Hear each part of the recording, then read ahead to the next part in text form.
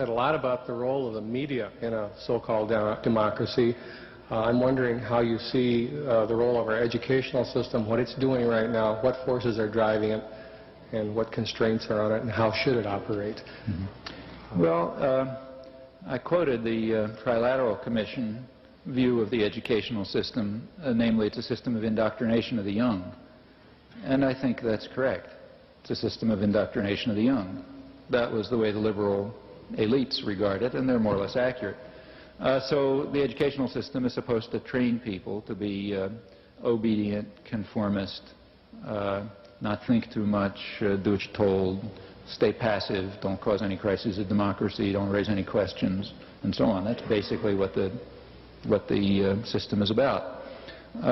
Even the fact that the system has a lot of stupidity in it, I think, has a function. You know, it means that people are filtered out for obedience.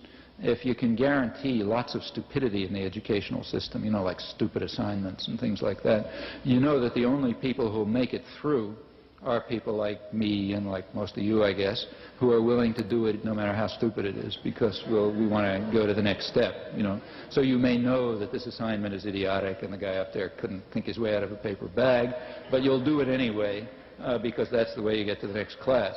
And you want to make it, and so on and so forth. Well, there are people who don't do that, you know. There are people who say, I'm not going to do it, it's too ridiculous, you know. Those people are called behavioral problems, or something like that. They end up in the principal's office or in the streets or selling drugs or whatever. And all of this is a technique for selection for obedience. And I don't know how to prove this, but I have a feeling that when you go to the elite universities, you find more obedience and conformity. Probably because you're getting the students who were better able to do it. You know? Well, all of that is functional. That's the way it works. And it works right through graduate school.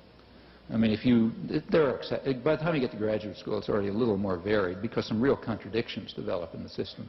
The problem is that you can't have progress this way.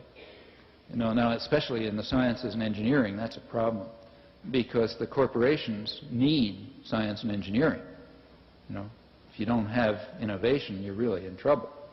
So they have to encourage creativity and independence because you can't get anywhere if you just copy what somebody told you. You have to be challenging things all the time, challenging everything, you know, and thinking new thoughts and so on. And there you got a real contradiction. It's hard to train people to be creative and challenging and so on, and yet to ensure that somewhere else in their lives they're conformist and obedient and never think. So you have problems. It's a serious problem in Japan, incidentally. We think of Japan as this tremendous superpower, but that's very misleading. Japan, for example, is very poor in science, for example, and they're aware of it. And part of the reason is it's part of the same thing that makes them good workers, obedient workers. It's a very obedient society, very deferential and conformist society, and one effect of that is that you know there are real constraints against independent, free thinking, and you see it in the sciences very clearly. But it's a problem here too. So there are those contradictions, and when you get to graduate school, they're beginning to show up. They show up much less in the ideological subjects, because there it doesn't matter so much if people have, you know, profits aren't made by historians having original ideas about the French Revolution, so they can have conventional ideas.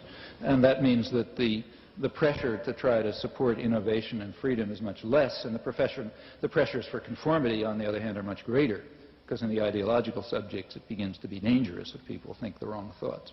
It's not so dangerous if they have new ideas about physics. But nevertheless, you know, you begin to get a little flux in the system by the time you get to graduate school.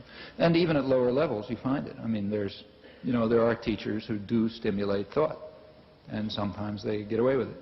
And all the way through, you know, if people are learning things, you just can't control, you can't make them just regurgitate what they heard.